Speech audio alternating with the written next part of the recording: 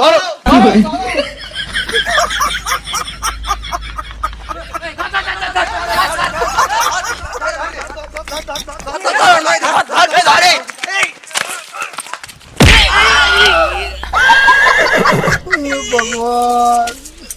এটা কি হলো? তোমার কোনো একটা জ্ঞান আঁকিল আছে? একটা বড় পুরুষের গায়ে ধাক্কা মেরে ফেলে দিচ্ছ। এই তোমার জন্য একটা লোক সমাজ আমাকে নষ্ট মহিলা বলবে।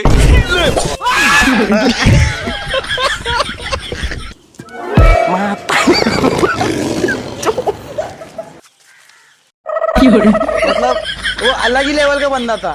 এই সোমা, তুমি এখানে হুমড়ি খাচ্ছ কেন?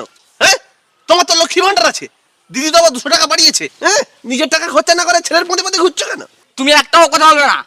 যার একটা দেশলাই কাটি কেনার মুরদ নেই, সে আবার আমার লক্ষ্মীর ভান্ডারের উপরে নজর দেয়। শালা বুড়ো